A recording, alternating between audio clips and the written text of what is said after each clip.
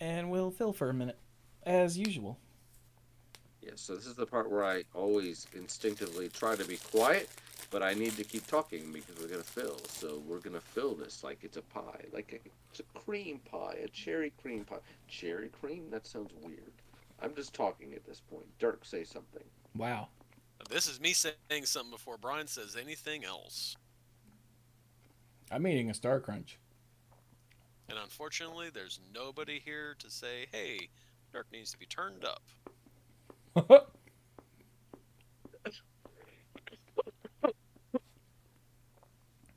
Turk needs to be turnt, which is another word for drunk. Do you miss drinking heavily, Dirk? No, I think my problem is that I'm a little tired.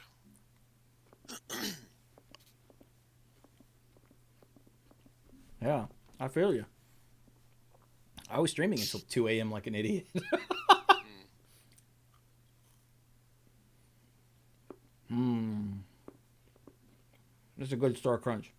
I figured I'd go ahead and do it now instead of trying to eat it in the middle of a conversation earlier or later. Mmm.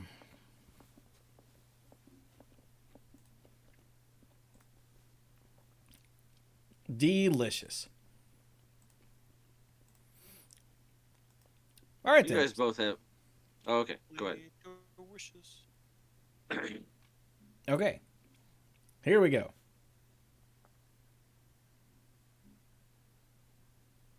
Oh, jam! Hello, everyone, and welcome to the Mana Pool. This is episode 678 of the Mana Pool, and I am Chewy, as always. And hey, look, Gothic's in the chat. Gothic, tell us how we sound while we're doing our intros.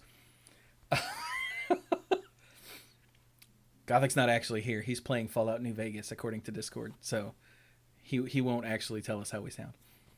Hmm. But yeah, I'm Chewy. We're here to do another non-magic episode, although magic will come up because it's us. Yes. But I have these other people here. Who are you people? Hey, I'm Brian. I'm not Mike. Uh, and I'm the lead rambler and tangent master of the group. We have an actual topic in mind for today, so hopefully I won't go in 50 directions at once. But maybe if I do, I win the game. I don't.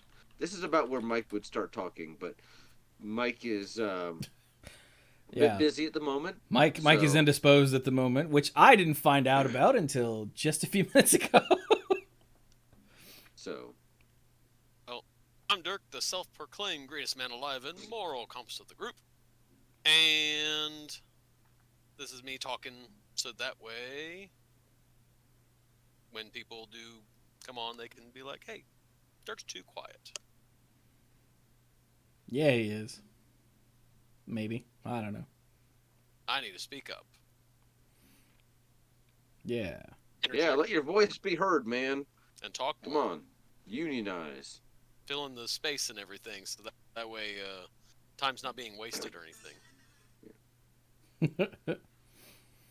So, Brian had an idea for an I episode, did. and I was immediately like, "Oh, that sounds good," and that'll be a good one to get audience. Oh, Dirk, you are a little quiet. Okay, I'll turn you up. Oh, you're at 100% already. Dirk, move closer to your microphone or something. Right, I'm like literally the microphone is right by my mouth. Oh, okay, I'll turn you up some then. There we go. Swallow it. Swallow. Okay. But I was like, oh, this will be a good one, and we can get a lot of audience interaction with this too. So I asked about it in the Discord and on Twitter, and got no response for hours. I was like, really?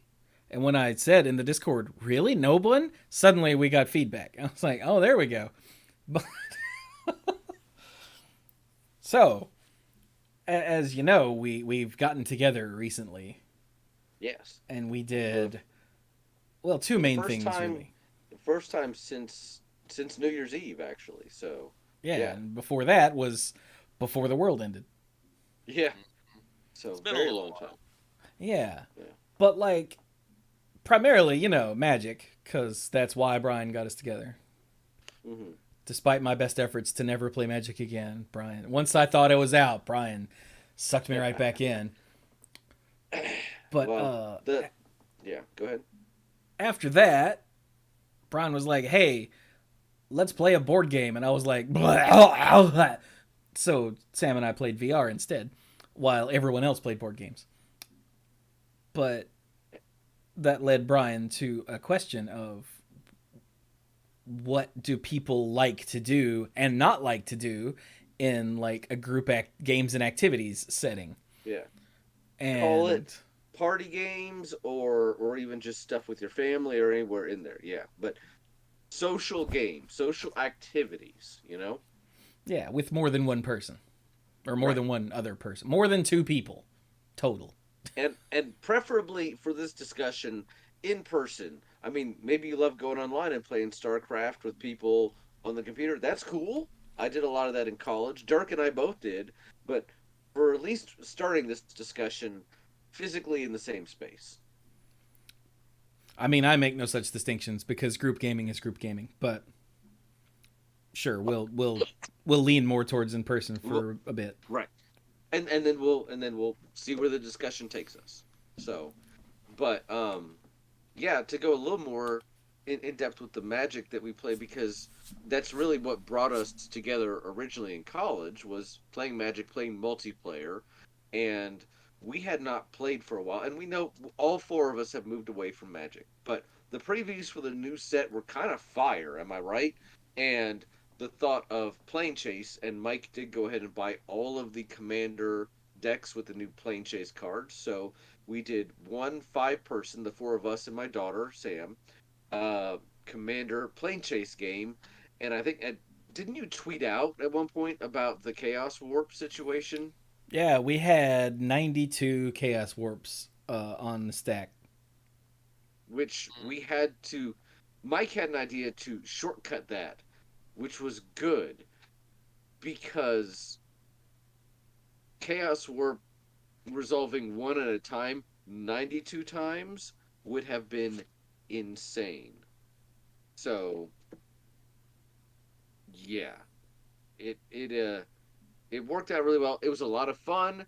It was the most fun I'd had playing Magic in a long time, which I mean, yes, I haven't played Magic in person in a long time, but I still play on Arena, but there's nothing like getting together with the guys. And I asked Sam later, I'm like, she wasn't super into Magic on she likes it, but she wasn't feeling it a whole lot that day. But I asked her later, I was like, what was your favorite part of that game? And she's like, the chaos warps. Duh. And I'm like, see, you are my daughter because chaos. Yeah. Hey, Mike. Hey. Hey, Mike joined us. All right, so We before we get into this proper, Mike, do you feel comfortable telling us what happened on the air? Oh, yeah, sure, I can. So, Okay, hold up. Before Mike tells us this, earlier, Brian was like, "Hey, I don't feel so good. I don't know if I'm gonna be able to do a show tonight." And then later, he went like an hour later in the text message, he went, "Buh," and I said, "Buh, indeed." And then Dirk said, "I'm glad everyone's safe." And I was like, "That's a weird thing to say." And then later, we hadn't heard back from Mike, and Mike's texted us. He's like, "Hey, Ashley and I are doing some still doing cleaning. Uh, I'll be on when I can." And I was like, "The hell? Why are you picking on Thursday night to clean, you jackass? We've got a show to do. We do it every week." And I'm just sitting here stewing about Mike just picking tonight randomly to be cleaning, and then Brian mentioned something about a fire, and I was like, "What are you talking about?" So, Mike, what did I miss? That this text for some reason did not come to my phone. okay, so what you missed, I'll look at the text message, so I can just read you the text message. So Brian asked everybody else good. And I said, I should be. Depends on how much more cleaning I'll need to help with after work. Something in the oven caught fire last night, and we used the fire extinguisher on it, so extinguisher dust got all over the place. We cleaned up most of it last night, but couldn't get 100%. No damage to anything. No one was hurt. That was my text message. And Brian responded, "Buh." And I just went, "Yeah, buh indeed," because I did not get that message from Mike. So yeah, So that what was changed in the things, oven? and I was like, "Oh, something caught fire! Jesus Christ!" What was in the oven? It was some chicken that was lettered on some parchment paper, and unfortunately, it got over the flash point of the parchment paper, Whoops. and the parchment paper caught fire. When we noticed it, it didn't seem safe to try to pull it out and do something else with it. So I reached in the closet, grabbed the fire extinguisher, gave it a shot, and there was, fire extinguisher dust promptly blew all over the place. Like you do. Like in the Happy Fun Were one? you No. still able to eat the chicken? Oh no. I didn't think so. I didn't What the think so. hell? The no, because it was a dry household fire extinguisher. Like the stuff inside it isn't toxic, but it's a irritant, Not something so you should be eating. you should not eat it. No. I figured as much.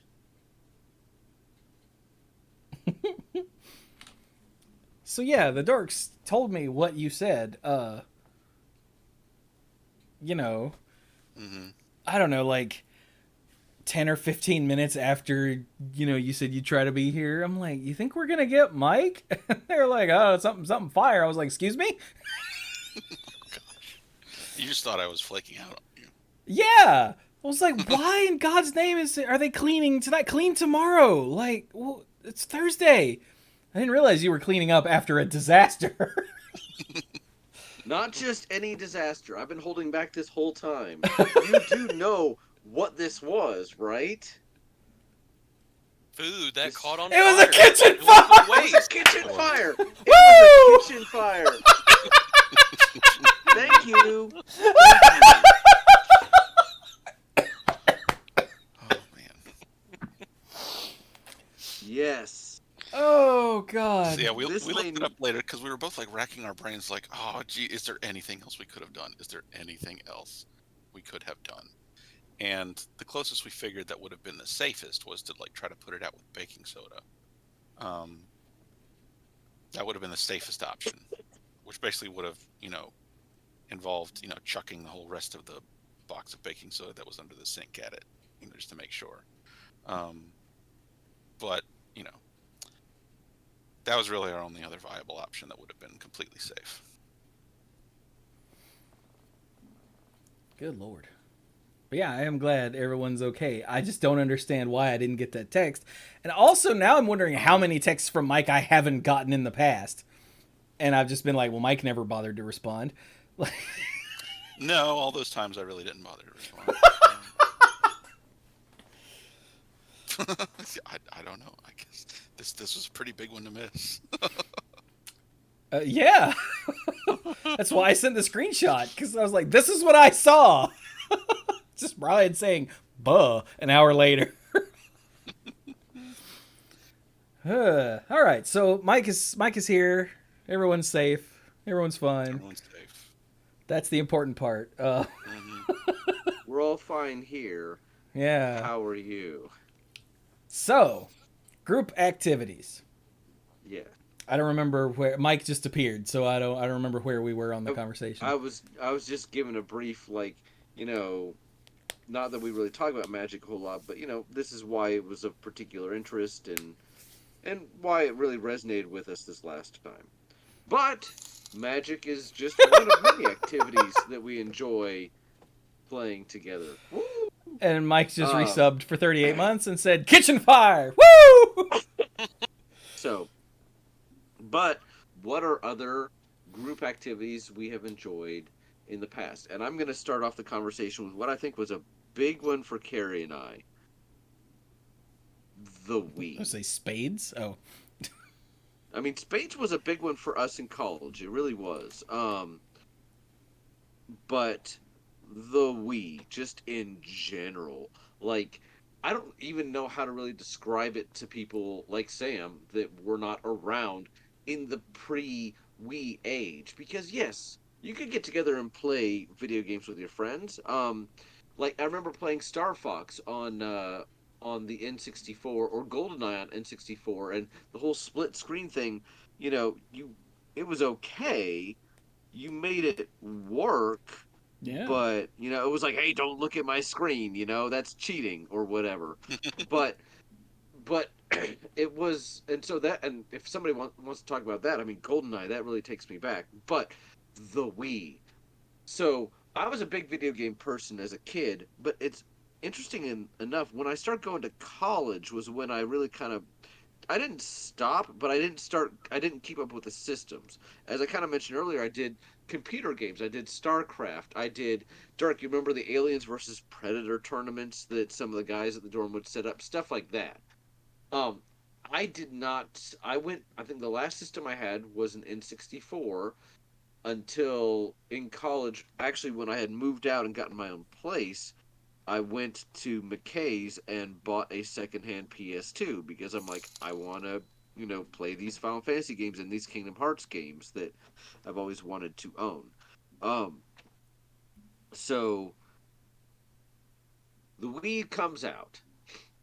I'm done with college at this point. I still like video games, but I haven't played in like serious video games in a while. Got a PlayStation, and people are like ranting and raving about the Wii. Like it is everywhere. And I'm like, I don't have a couple $100. It'll be all right. And then I started going to places. Chewy had a Wii before I did. And I'm like, this is pretty cool. And I started to really enjoy it. And then I remember going to Carrie's family's for Thanksgiving, and we went to her aunt Sandy's. And like the whole family was in, everybody was rotating, taking turns through Mario Tennis, which was just the absolute jam.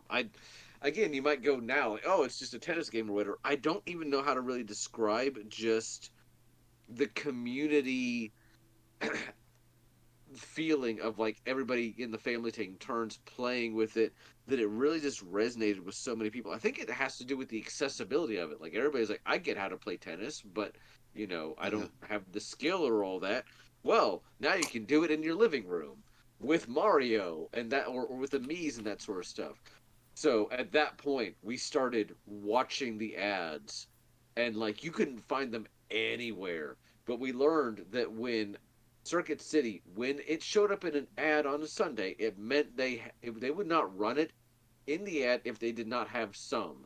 So I got up at like 4 in the morning on a Sunday. We checked the ad. It was in there. I went to Target 3 hours before it opened, and as I pulled in and I got in line, I was first in line, but within 2 minutes of me being there, three other people were there, and they had 10 total units. So the Wii, just to start our discussion, just the Wii and the whole thing in general that it represented, not just video games, but even people that weren't into video games played this thing. I heard somewhere that like assisted living programs were using these because it's a good Senior what's the citizens word, up and moving. Yeah, up and moving, but it's it's physical low, and mental right, working for and it people in the various facilities. Yeah, and it's low impact because that's something that yeah. that is important for them. So, and we've still got it, and every now and then we'll still play Mario Kart or something. It's been a while. We've got a new TV now. I have not hooked the Wii up to the new TV, but I know we were playing it as recently as last year. So Yeah. yeah, so the Nintendo Wii is what I want to start off with. But what are other Well, okay, games? hold on. Go ahead. Go ahead. Sure, Um, sure, sure, sure. yeah, shut up, Brian. So first up, thank you, Violet Moon, for that 30-month resub. She said, "Game on, car, Yeah.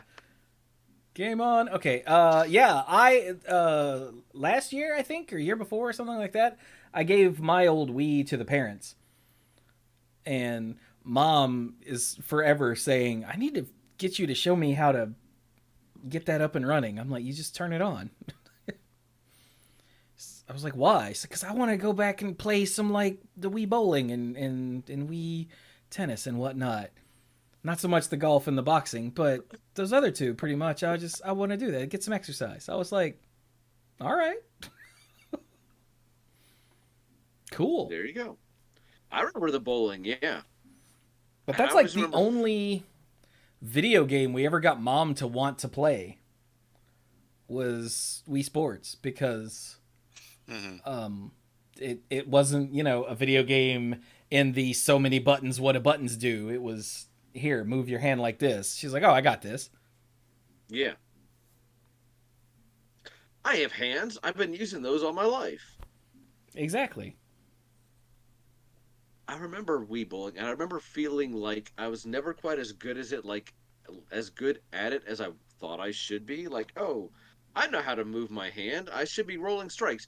And this perfectly mirrors how I feel about regular bowling, where I'm like, oh, I get the mechanics of how this works. Why is my average score 62? So Yeah. very true to life. One of my brother's friends figured out some kind of just weird, jerky way to swing his arm around that would get a strike almost every time. We couldn't replicate it.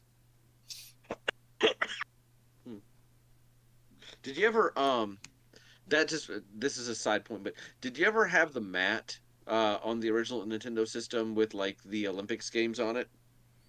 I did not, no. Track and field. The Power Pad, it was called. Yes. And I remember getting that one, and there was a long jump event, and it didn't take long before I realized, oh, just jump off the mat and then jump back on at the right moment. So that's kind of what, when you mentioned like an exploit, that's kind of what I was thinking of. But in any case. Yeah, the Wii, I mean, that's the reason that the Wii was such a huge seller, was because it was accessible. Like, everyone could do it. I used to take it home to the parents' house, and I even had like one of my alcoholic uncles playing Wii bowling one time, like Christmas or something. Yeah, it was it was a lot of fun.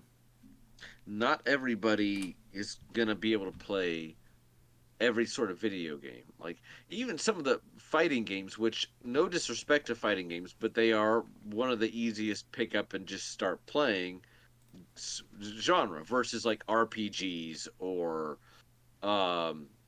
tactical games like StarCraft or whatever. You can Like pick on, it up and start on the base. Yeah, the idea is punch Yeah. that guy, and all these buttons are Right. are punch buttons. So okay, I see Right. what you mean. Yeah, not to say that they cannot be interactive and complicated. Uh, I hear stories about like Smash Brothers and like a difference of like, oh, you should pick that character because his block is like half a frame faster than somebody else's, and I'm like, that's just too complicated for me. But I get the technical experience that goes into play there. But a lot of people can just pick up a fighting game, but not everybody. But anybody can pick up the bowling ball. You know what I mean? Yep. Yeah. So Yeah, that's a good one. Thank And the Wii has lots of options too. Like there were like Wii Sports that came with it is always the one that I would get everyone to play because it's super basic and understandable and fun.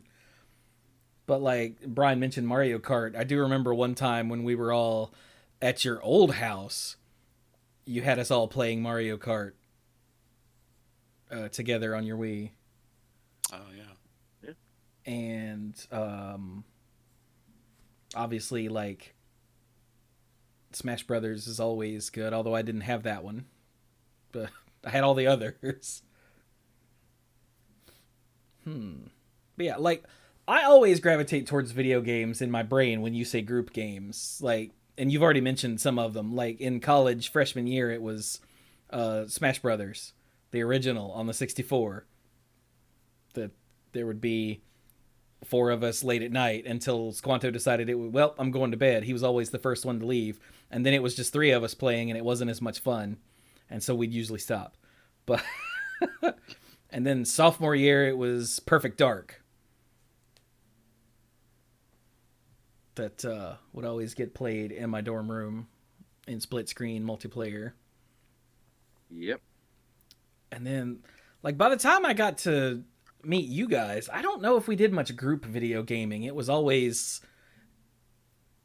the whole, like, one person was playing and others would gather around to watch and commentate and goof around. Mm-hmm. But I think, don't remember a whole lot of us actually playing together. Like what on a was couch. what was the wrestling game where you could make the custom wrestlers? Because I think at least 2 people could play that. WWF or WWE. Yeah, or that something was like that. SmackDown. I can actually tell you which version of SmackDown it was, as a matter of fact, because I recently went through Launchbox and made a list of all of the games that I actually owned. It was SmackDown.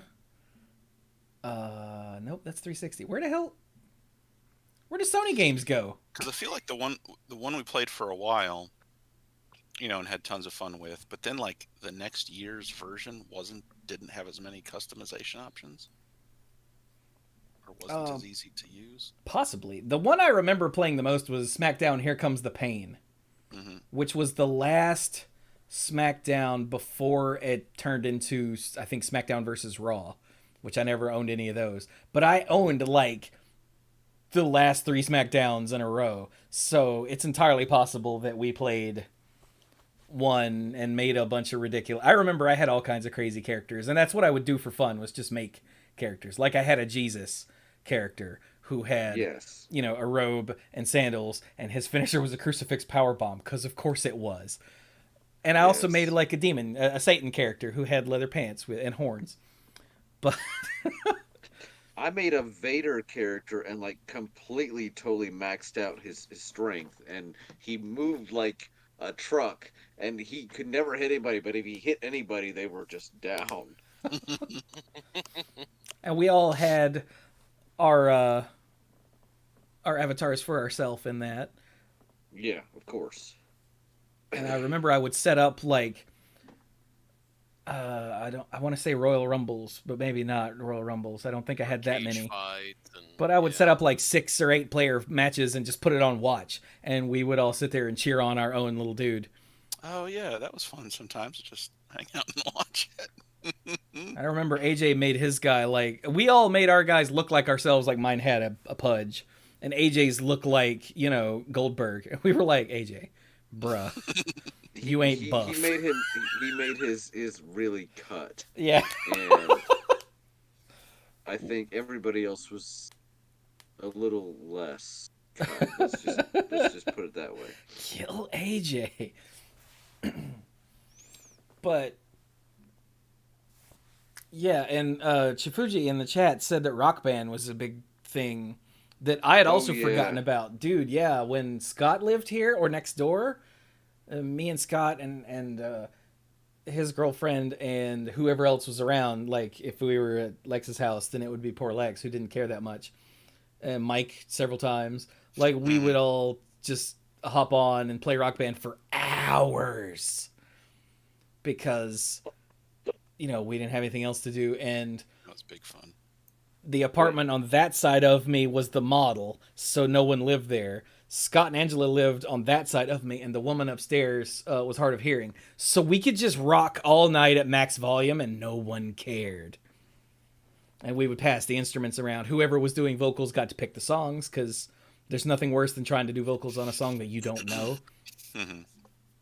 And yeah, we would just do that for just hours and hours.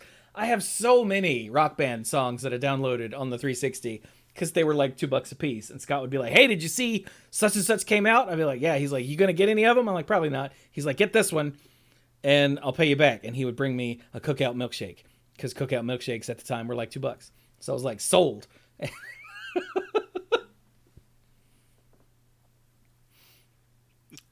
But I remember there were a couple times when we were sitting in your apartment. I'm like, ooh, and I like dug in my wallet for $2 and just handed them to you. yeah, I have a Clutch song because of you. Was it 50,000 Unstoppable Watts? Yes. Yeah, because you were like, get that song. I'm like, I don't even know that band. You're like, here's $2. I'm like, download now. Fuji asked, what And I were would- the dorks' favorite? Sorry, go ahead. I was saying, and I would cue it up pretty much every time we played when I was on vocals. Yeah.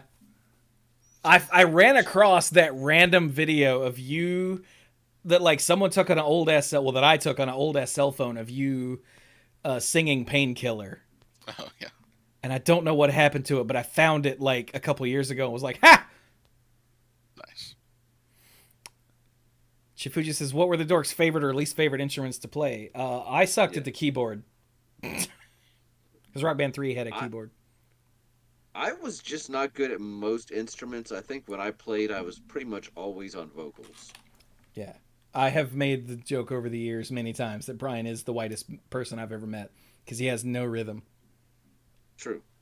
But I love me some Black Hole Sun, just straight up. So. Well, you're forced to. But That when time it, you when did it, that time you did Sabotage was epically funny. yeah, that was pretty good. I got to admit, Just the It- whitest man alive. it was really hilarious. And I'm not trying to be sarcastic. Like it was hilarious when it was clearly a song I did not know, and I was way too white for it. So I'm just like struggling, and it was pretty hilarious. I can freely admit that. Like, think of the Beastie Boys, but in like the whitest accent, you know. Like, I can't handle it. I'm going to. I can't remember the damn lyrics. All of a sudden, my brain has shut down. Can't stand it. I know you planned it. Oh yeah, I know you planned it. I'm going to set it straight. This Watergate, and I'm like, Brian, stop. Like, Oh yeah, good times. but Good times. I liked bass and drums. I think, as far as what I would gravitate towards the most. Yeah, mine tended to be drums and either guitar or one of those. Yeah, I really liked the bass tracks, and I liked doing vocals. Yeah. I almost bought the guitar that had the split strum bar so you could bass properly. But I never could justify the expenditure because those weren't cheap. Mm. I still have 2 drum sets and I think 3 guitars in that closet right there that is right across from me. The guitars, one of them the doesn't want to the strum bar's a little wobbly, so you have to like press real hard, and the other one, the star mode where you lift the neck, doesn't want to work, so you have to press the button, which is impossible. Yeah, it's awkward. So, but once everybody moved away, we stopped playing Rock Band, and that's a shame. Yeah, I'm sure they've Great. shut the servers down by now. The game probably wouldn't even work anymore. I don't think the servers were necessary. I think you downloaded all of the songs onto your Oh, okay. onto your console. I thought I there were don't things think that you could fell get off new to songs. those. Okay. I know that the actually I don't know that the store shut down. I don't know.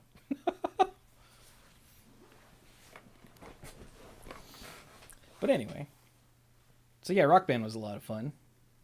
Oh yeah.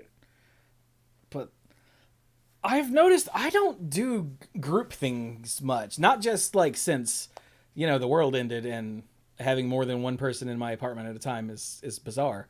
But like, I don't know. Basically, after Scott moved out the last time, I just stopped having group gatherings. Mm-hmm. Unless it was you guys playing Magic. Like,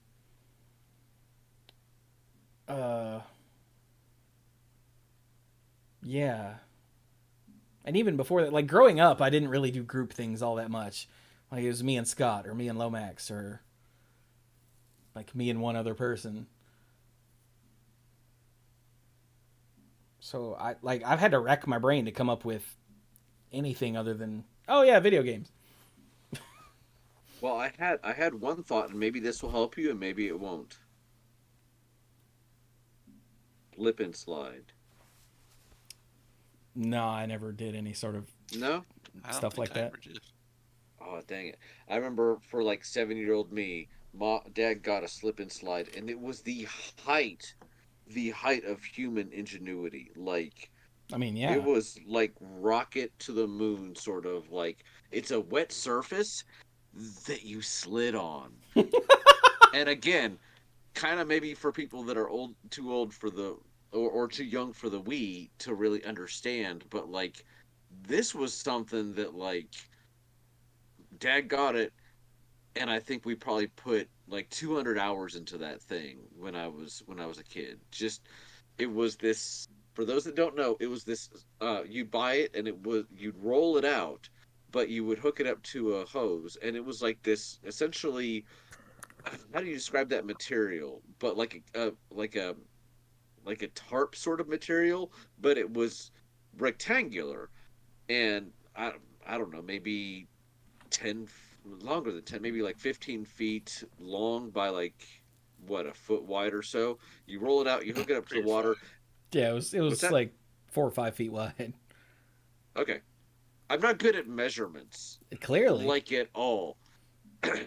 And it would just shoot water down it, and you would just take a running start and just land on your belly or your back. Hopefully not your back, if it's like, don't break your back, and you would just slide, and you're like, okay. It was awesome. It was really awesome. So, um, you know, sort of stuff like that. Water games, super soakers. So it doesn't. I know we started with video games, but kind of then branching out a bit. Any sort of activities like that.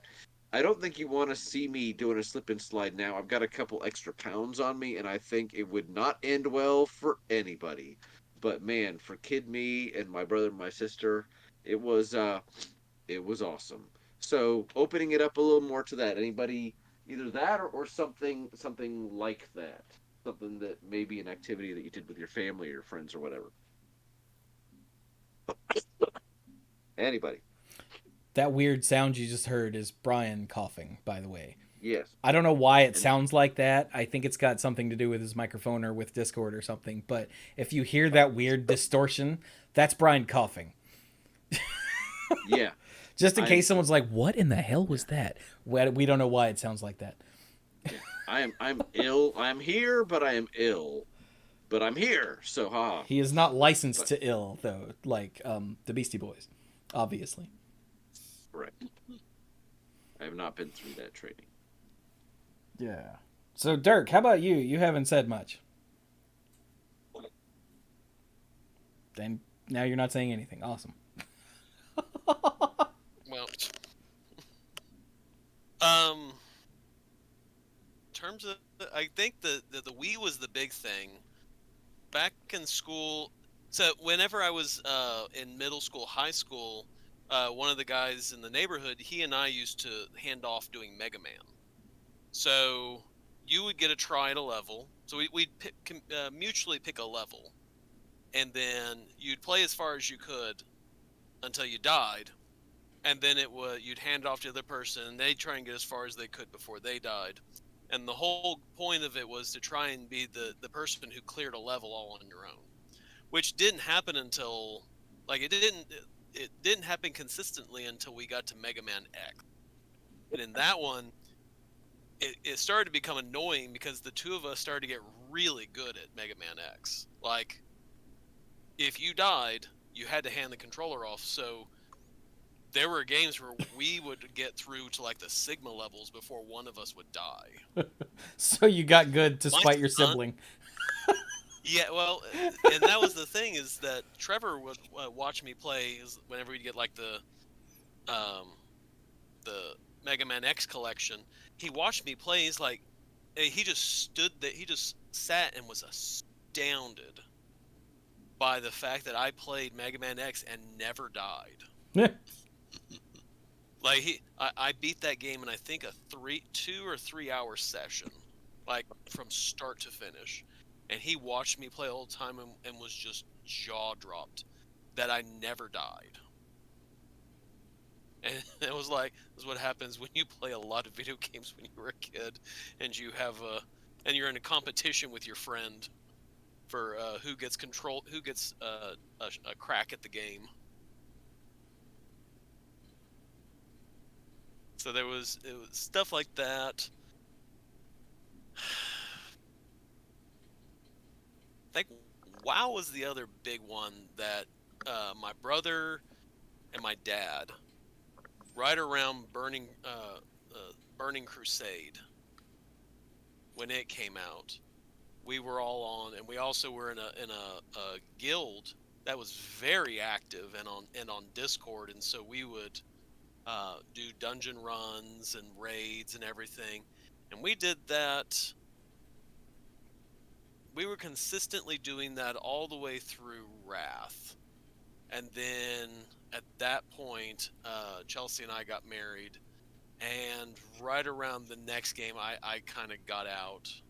That one was Cataclysm. I got out of the game mostly because at that point Trevor had been born, and so that meant I wasn't going to be able to pull a midnight. Let's do this. Let's see if we can get this dungeon in real quick, sort of thing, at 10, 11 at night. So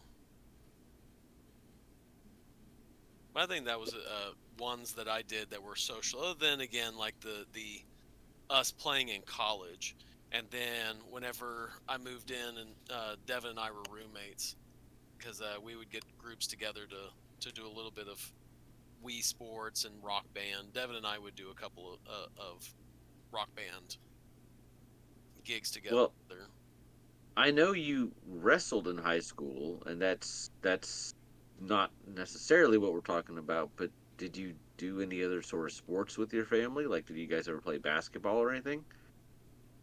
I mean, we had a basketball goal at the house that occasionally we'd go out, like with the people in the neighborhood and everything, but for the most part, no, there wasn't any thing aside from just like regular high school stuff. So no, not really. Okay. I noticed you didn't ask me if I did any sports. Did you do any sports, Chewy? God, no. Have you met me? I mean, I wasn't gonna assume, but Dirk was the one talking, so. Although I always was way better at dodgeball than anybody my size and shape should have been. I was a flexible fat kid. Now I'm just a fat kid.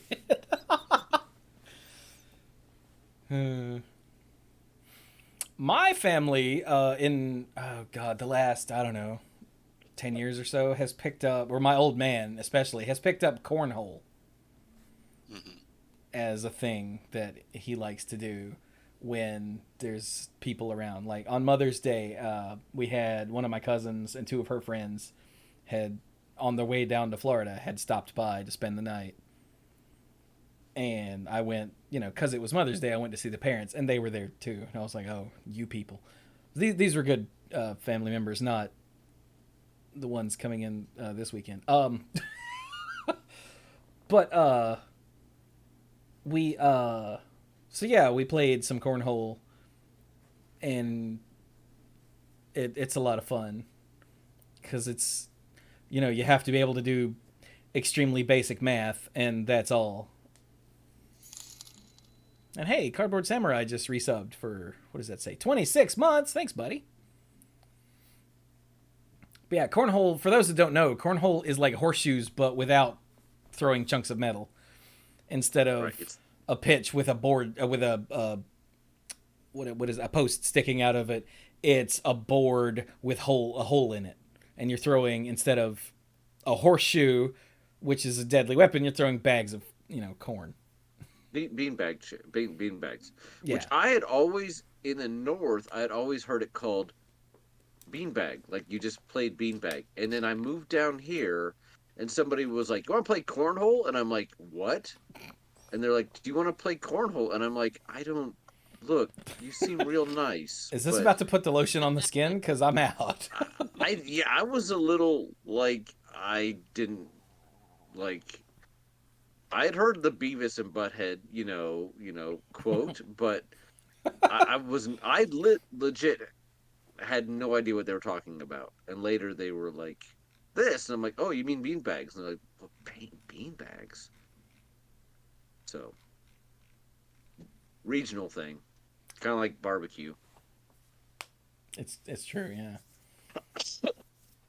But yeah, cornhole can be played one on one or with teams, and it's just fun either way. I never got into cornhole or beanbags a whole lot. I did enjoy badminton, but I was very, and I don't mean to groan at this, I was very bad at badminton. Like, quite bad at it. I could handle tennis. I even took tennis lessons in high school and played for a while there, but badminton, for whatever reason, I cannot keep the what's it called? The birdie? The thing. Yes. Shuttlecock. It's been a long. I think that's right, it's been a while. actually. Oh yeah, you're right. I could never keep it like basically in the playing area. I always went way wide. Bogart asked, "Did you know the game as wall ball or red ass?" And I've never heard of either of those, so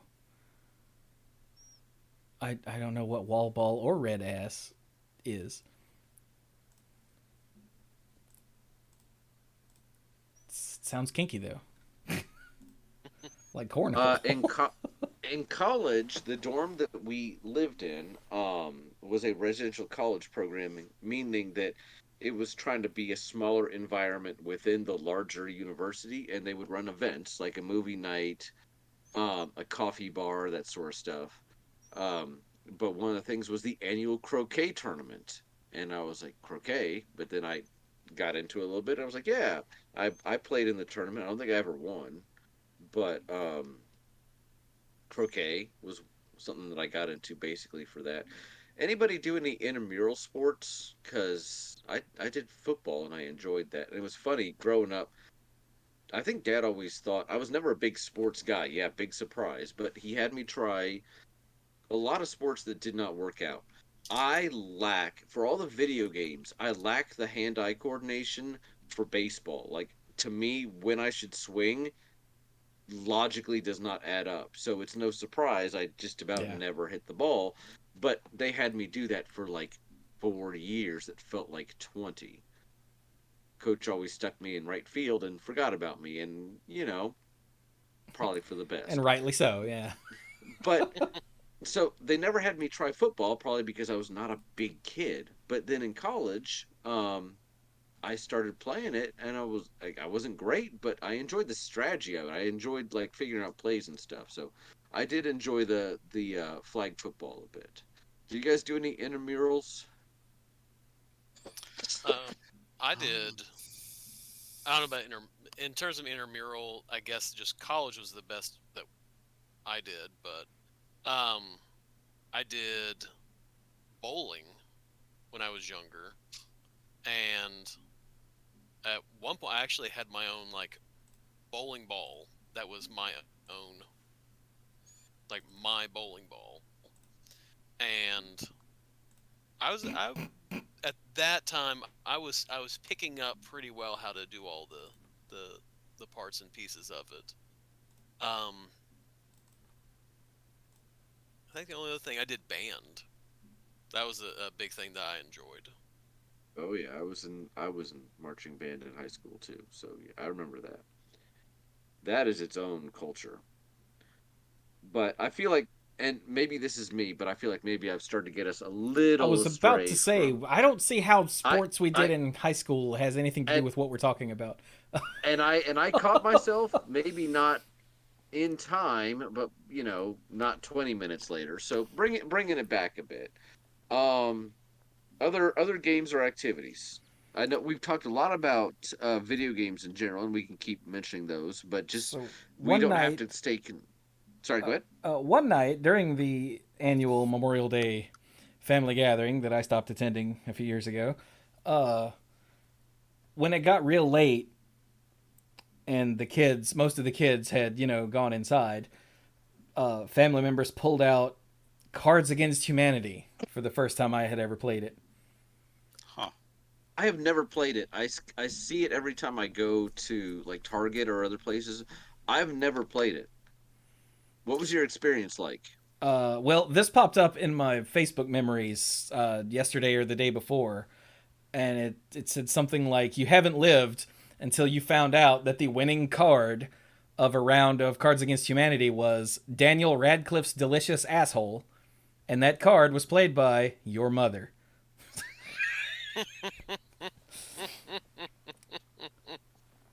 So, Cards Against Humanity is extremely crude and Yeah. not for the easily offended. So it does not surprise me that no one in your family, Brian, has played Cards Against Humanity. Yeah. It's a crude, edgy apples to apples. Oh, is it? I think I've only ever played Apples to Apples once, and it bored me to tears. Yeah, I don't care for apples to apples. I don't care for Cards Against Humanity either. I like apples to apples, and I have no problem saying that because I love the situations where it can get hilarious.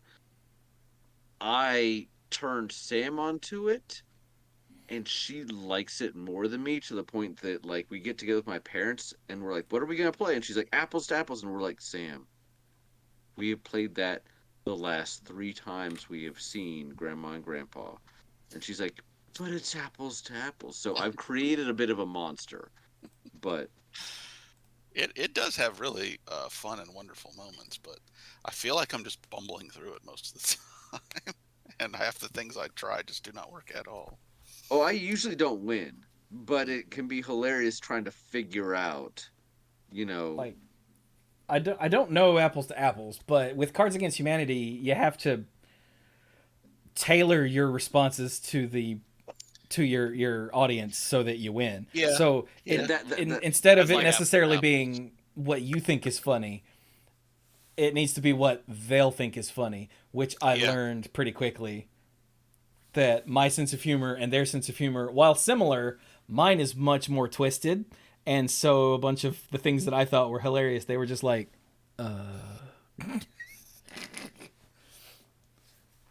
Yeah, I get that, but I just can't do it. yeah. But that's one of the only like party games that I've ever played and enjoyed, and it was just that one time. I don't know if I've ever played Cards Against Humanity again. If I did, it didn't stick in my memory at all. So yeah, I getting into things that we don't like. I have never been a board game person. Board games, I think it's because the only board games that I played when I was young were what are now widely regarded as bad board games. Crap like Sorry and Trouble and like Monopoly. Which, yes, I know, Brian, you like Monopoly, but you're one of the only It's people okay. in the known universe. It's all right. You're allowed to have your opinion. And I mean, the fact that Monopoly is a bad game is not an opinion. It, it's baked in from the creation. But anyway, you're allowed to like bad things. It's cool. I like Chevy Chase. So, but I think because the only board games I played were the bad ones back then, they just put me off. And anytime that I've tried to play board games that aren't bad board games with people, and this was mentioned in the Discord when I asked about it, like when it comes trying to explain the rules, like, okay, you guys know how verbose Brian is. Brian cannot be succinct. It's not in his nature. This is a fact. So when Brian was like, "Hey, let's play this board game. I'll teach you how to play." That was half of the reason where I was like, I really don't want to play that. Like because explaining the rules is such like a key moment in getting people to play a new board game that it's got to be done quickly and clearly, or else my brain shuts off. I stop paying attention. I don't care anymore. I don't want to play. And if I'm still here, it's because you're forcing me. Like, so no offense to you, Brian, but it wasn't That's okay. because of you. But I know how you are, and when you're like, "Oh, let's play this game that I know how to play, and I'll teach you," I was like, because that's been the wall that I've hit. Yeah. Yeah, that's been the wall that I've hit on board games my entire life. Is other people trying to teach me how to play a game that they like, and me it not clicking for me, and me not wanting to play ever, and it's just put me off of board games entirely. So when I see people like that I follow on like Twitter, like Omar, uh, if you're a part of the old like Magic, casual Magic community, and you don't follow Omar on Twitter, what are you even doing with your life? Omar Hernandez. I met him at a couple of GPs. He's a giant teddy bear of a man. He's a sweetheart. But he's forever like posting about board games that his board game group has played, and it's a new one like every week. And I'm like, this is insane. How do you people do that? And it's just a mindset that I can't get behind because of my implicit bias against board games. Explicit bias? I think it's an explicit bias at this point. Yes. So, yeah. How are you guys on board games? I enjoy them, but go ahead, Mike. I said I liked them. There was a time when I was in grad school where I would regularly meet up with some other friends in the area for a board game night at their apartment, and they had lots of neat stuff. You know, I played Ticket to Ride and Settlers and Shadows over Camelot and various other city building points getting card and tile flipping games in different settings, historical settings. And those are fun times. With family, it's kind of like a hybridized board and quiz game. The board is really just for keeping score, but what Trivial Pursuit is something that people in my mom's family like to play whenever there's a big family get together. Teams are usually split, guys versus girls, and I don't know who's winning in the long run right now. I don't know if anyone's keeping track. But that was always something I could count on at big family get-togethers on my mom's side, that at some point we'd sit down and play a big game of Trivial Pursuit. And that's because you're smart. Like, I remember playing Trivial Pursuit at, no joke, at Coffee Bar in college and getting like 1 out of every 6 questions right. It makes me feel dumb. It's like, you watch that one episode of Jeopardy and you maybe know one of the categories and you're like, I fail as a human being. And then you watch the next night and like 4 or 5 of them. And I'm like, I am on, yes, this college law school education went towards something. I'm smart. And then the next day is like back to the crapper. Can I say crapper?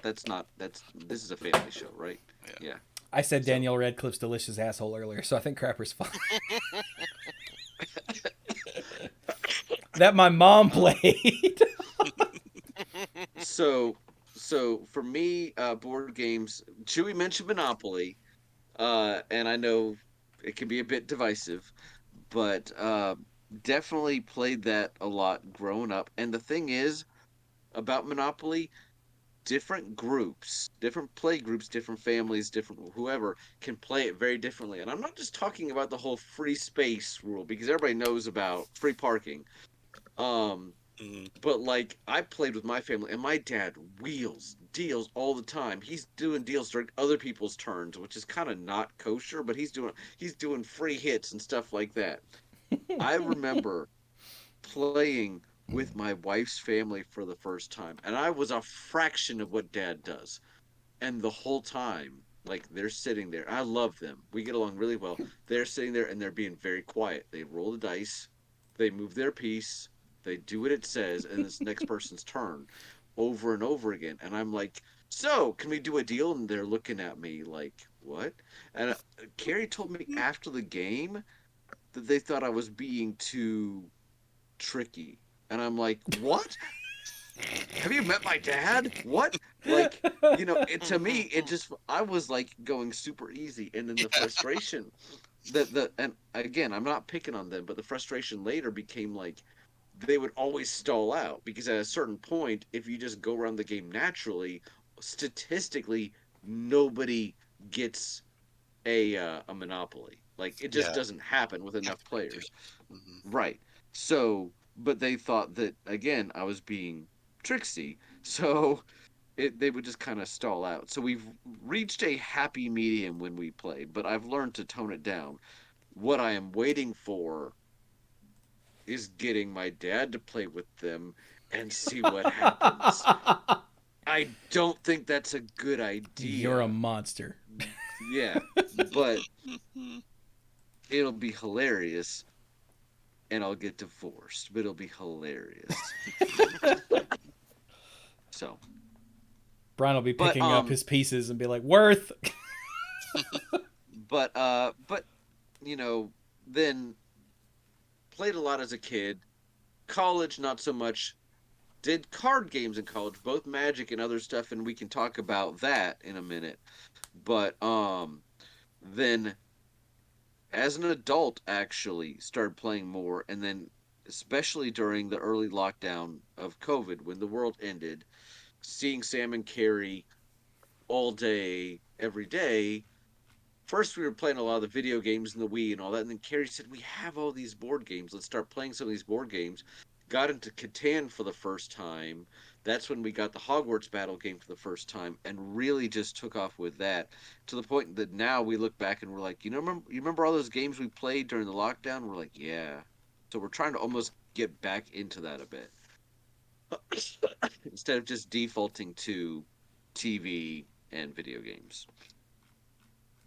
Not there's anything wrong with those, but more of just diversifying. Variety is the spice of life, as I've heard. It's true. Spicy. See, I wouldn't mind some sort of like Trivial Pursuit or like back in the day, Lex had what was that damn Seen It? Remember Seen It? Oh Yep. yeah, that's fun. Yep. The DVD based trivia game. Yes. Hmm. Yeah, we would play. I'd completely forgotten about that until I was thinking of like trivia based games. I would love to play something like that, but the problem is, like, I don't have people to play it with that would want to, if that makes sense. Because I have Yeah. a lot of useless knowledge about everything that I don't ever get to experience, but I don't have a group or anybody to play it with because the parents, I love them to death, but by their own words, they're not real bright. Like the old man's like, I'm just a dumb old truck driver. Now, mind you, he used to beat me in Jeopardy on the NES all the time, but also at the time I was like, 10. So pretty sure I could take him now, but now he won't play with me, the old bastard. but but yeah, maybe that's a thing we should look into sometime. Hmm.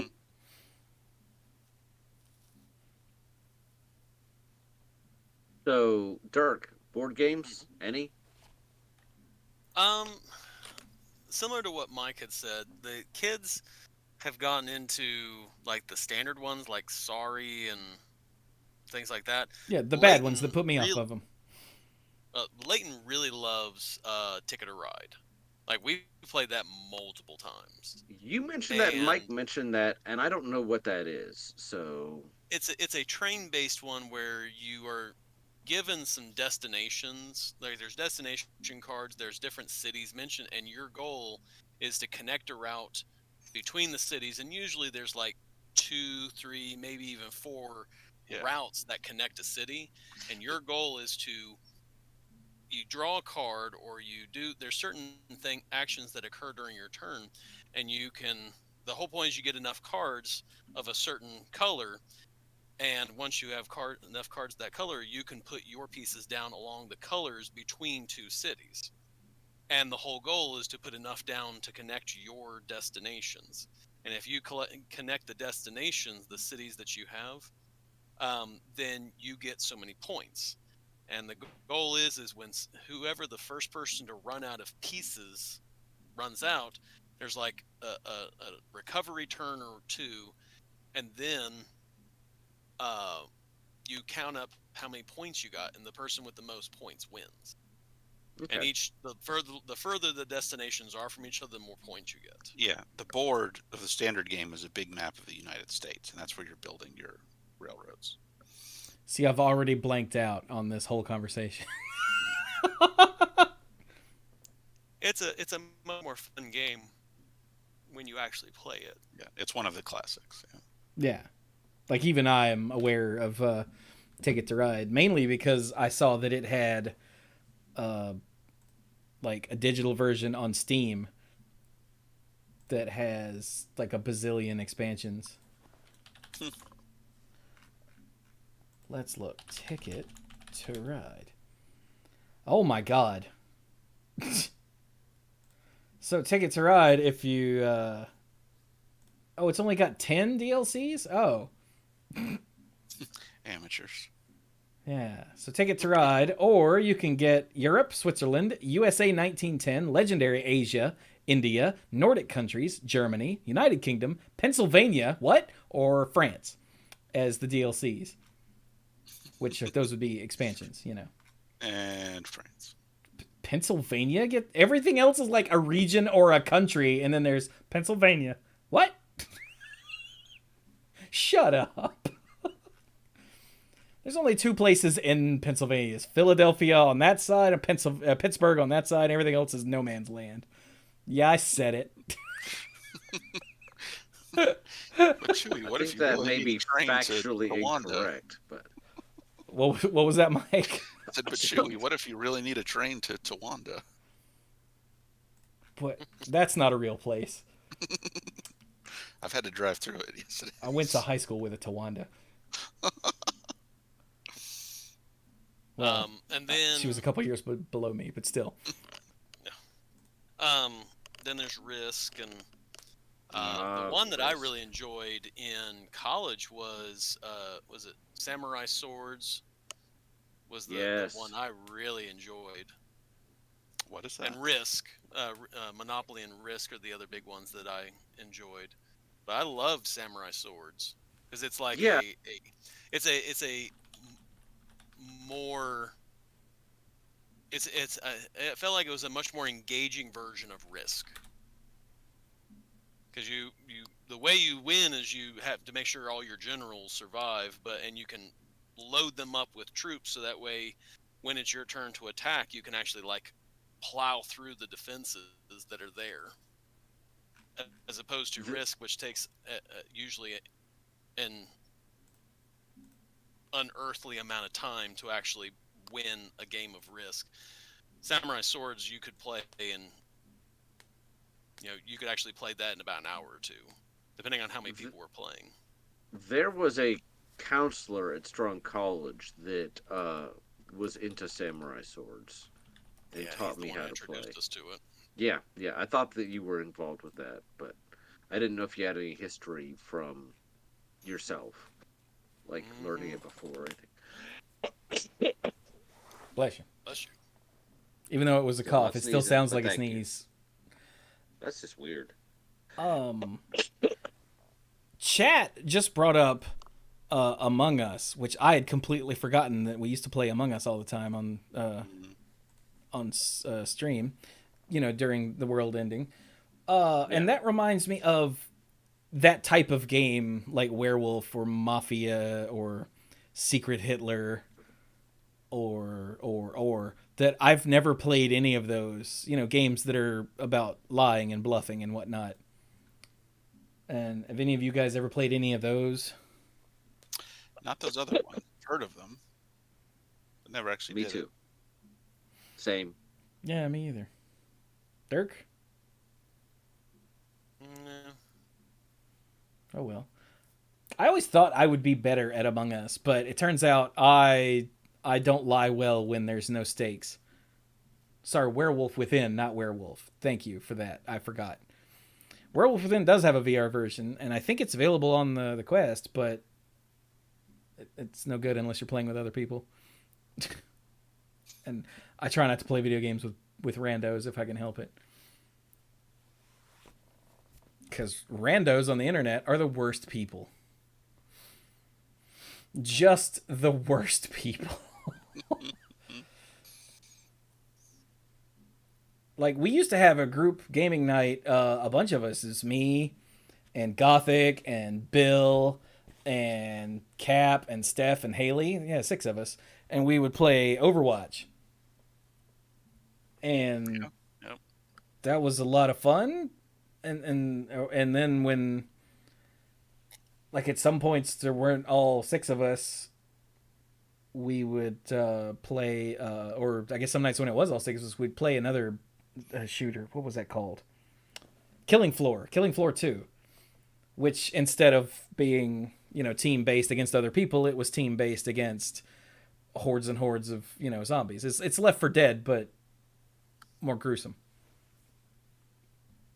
Like, way more gruesome. And with waves instead of just trying to get to a destination. But yeah, I know Brian tried to steer us away from online games, but I think these days, like, having a gaming group online, I mean, you guys, you play D&D online every week or most weeks. We do. We Mhm. do. So Which, that's another thing I've never gotten into. I don't know why D&D doesn't appeal to me. Everything about D&D seems like it should appeal to me. And yet I have less than 0 interest in actually playing D&D, and I don't know why. It doesn't make sense to me. I guess the heart wants what the heart wants, and the heart wants to not play D&D. I mean, yeah, I just don't get it, because, like, I'm all about fantasy things and being clever and, using tools at my disposal to come up with solutions to things. Like, that's what my degree is in, for God's sake. And D&D does all of that. And yet, something about it, my brain is like, I don't want to do that. And I don't know why. I'm sure if I ever tried it, I'd like it, but I have enough interests, thanks. I know what it is. It's having a group. Okay. Oh yeah. Yeah, this is the problem. People ask me sometimes, "Hey, how come you guys don't stream games with the community anymore?" I'm gonna tell you why. Because being able to find enough people to play a thing on a regular basis sucks.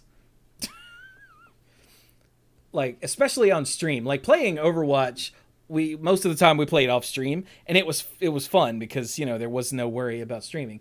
But trying to play video games with the community, not just with the community, but with other people when I'm streaming, is the worst.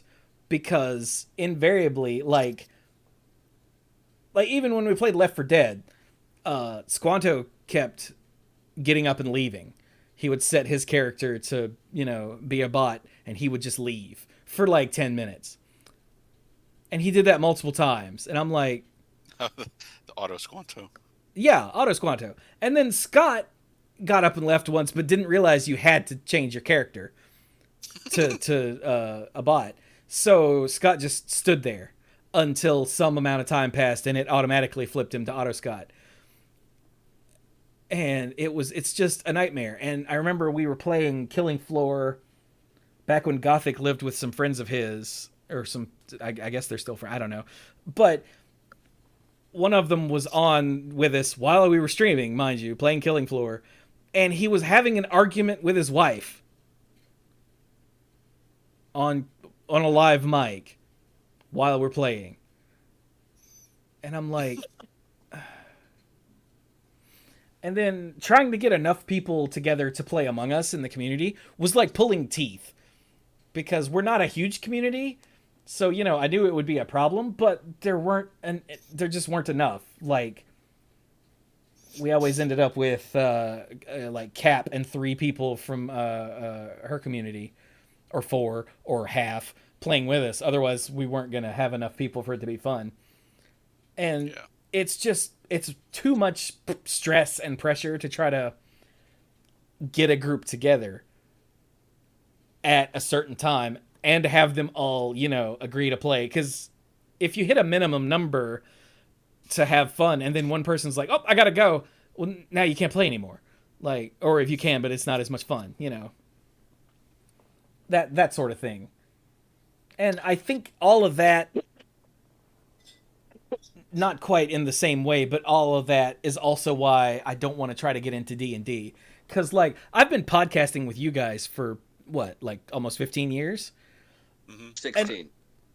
Oh, is it almost 16 now? I can't math. My brain is we are shut down. this year in November will be 16. Oh, God. So. Okay, so I've been podcasting with you guys for over 15 years.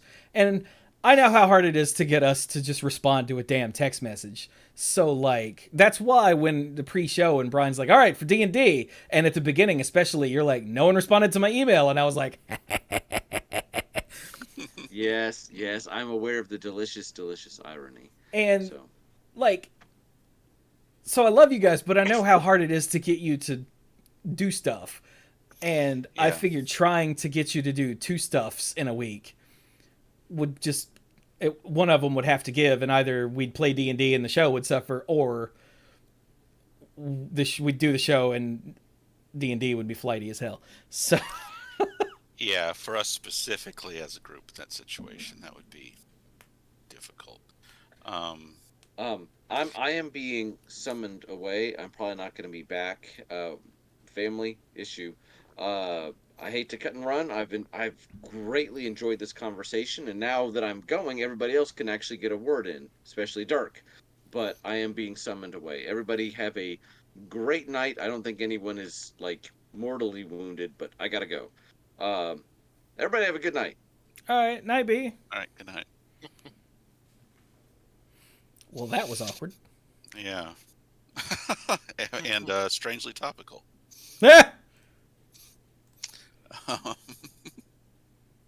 It's funny.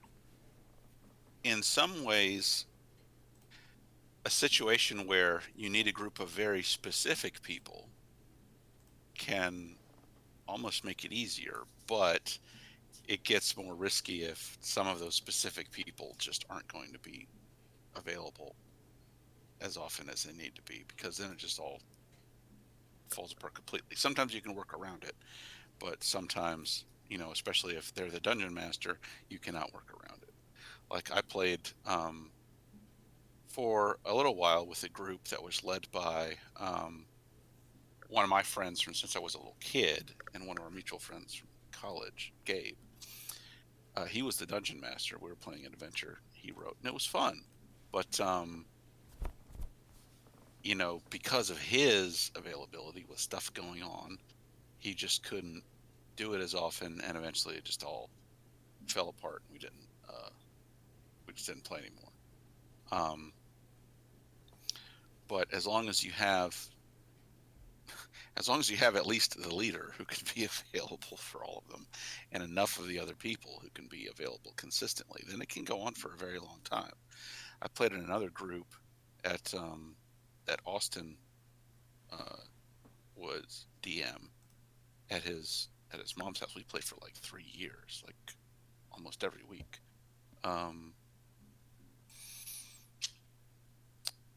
But yeah, we were just able to do that because people were available, even that specific group of people. And there were some people who kind of switched out. One person from the original group kind of switched out at one point with another person who came on later, and it was fine. But yeah, like I know you guys, like Dirk hasn't been available for like ever. Yeah, Dirk and Trevor haven't been able to participate for a long time. But because we had so many people in the group to begin with, we had 6 player characters to begin with. Now we have 4, and that's still enough to play a game with. Yeah, you guys can work around that. But if there were only 4 of you and 2 people couldn't make it all the time, it's going to be... Yeah, then it would be... You could still play, but it wouldn't be quite the same. Yeah. And, like, I just don't feel like taking that risk when I could just be streaming a single-player game and not have to worry about it. Mm-hmm. Like, if that makes sense. So, yes, it's very... I guess you could see it as selfish on my part that I don't want to. I don't want to, try, but also this way I don't have that. Oh well, they can't make it, so never mind. Hmm.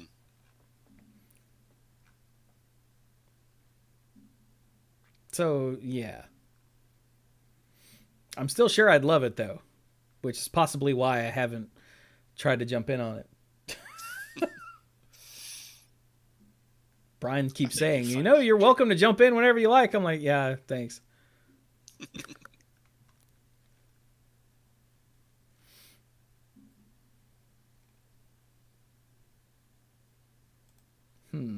What else is there? Oh, so I was really hoping. It's too bad that Brian had to suddenly leave because I wanted to have him around because this is literally pointed at him.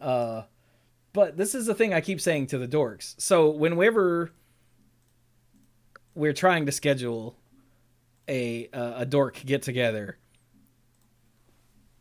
Brian's always like Dirk is like, okay, I got to leave by 4, and Brian's like, all right, that gives us like 4 hours, and then so that's good, and I'm like, we don't have to do giant 10-hour all day affairs. We could just all get together and hang out for a bit and then leave.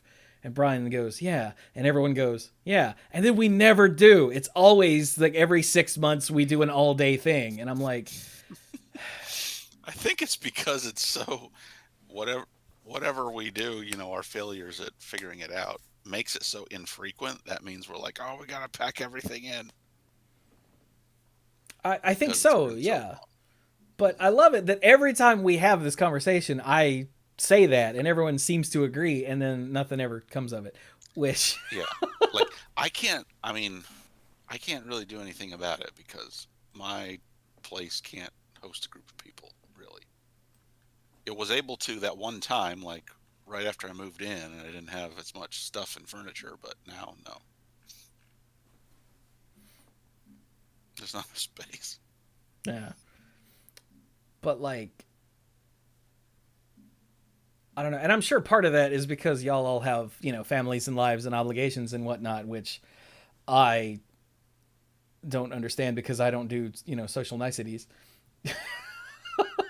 So, like I've got family coming to visit this weekend and the parents are like, are you coming over? And I'm like, probably not. Mm-hmm. And the old man's like, you should probably, it would be nice if you'd put in an appearance. I'm like, I don't care about being nice. So like, I don't feel that weird need to have obligations, but I also don't have a spouse or, offspring. So I'm sure if I did, that would probably change at least a little bit. But like, I also, so like on New Year's was great because we all just got together and it wasn't to do anything. It was just get together. Mm-hmm. And I was like, we could do more of this. And then Brian is like, hey, let's get together again. And I said, it's cool. He said, let's play Magic. And I went, well, I can't say what I said because it's a family show, but I went, and that's the thing I've noticed with us is that when we get together, at least as all of us, when we get together, it's to do something. Like if Mike and Ashley and I hang out, then we like eat dinner. And well, since I got the VR headset, we come back here and we take turns in the VR headset screwing around. But whoever's not in the headset is shooting the breeze and laughing at the other person. And then inevitably when we get sick or VRing or the headset dies, we just sit around and like talk about stuff for way too long. And then they go home in the wee hours of the morning. Mm-hmm. And that's been more and more and more my like go-to activity is not an activity. If that makes sense. Part of that, I'm sure, is because the world ended, and so I miss human contact at all. So any sort of seeing a person face to face is enough for me. Right. But like, I don't have the urge to let's get together to do this. For me, it's let's get together. in more You know. recent years. Which is why, like, Brian trying to, all right, so we'll play Magic, and then when Dirk leaves, we'll play this board game. And I'm like, or we could just hang out. And he's like, yeah, while playing a board game. I'm like, I'm just wondering how everyone's like mindset is on that, like a group activity of no activity. I do enjoy it. You know, there's it makes it a little easier if there's some anchor, like if someone's, grilling out, but that's pretty basic. That's pretty low level because everything besides that is basically just standing around chatting, Um, and it's nice. I do enjoy it. But yeah, it's just for us specifically, we had this thing that we would do for such a long time. Is like get together and play cards, and I guess it's just hard to break from it and see an opportunity like, oh, we're all in the same place. We haven't sat down and played cards in a while. Why aren't we doing that? I get that mindset too. Yeah. But it's more of a, okay, it's more of a, it's coming from what we've always done versus necessarily, hey, let's hang out.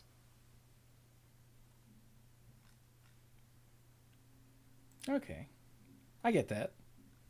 Mm. Dirk, you got any input on that, or did you doze off? I'm getting it's getting close for me that I need to head out.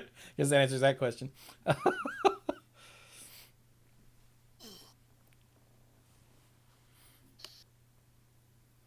So now,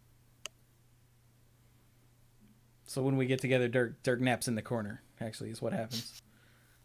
more or less. We wake him up when it's his turn. All right, Dirk, wake up. Brian hit you for 6. All right, I play this creature. Go. Night, Dirk. Sam, can you kill Dirk? Just kill Dirk. Just put him out of his misery. It happens. But,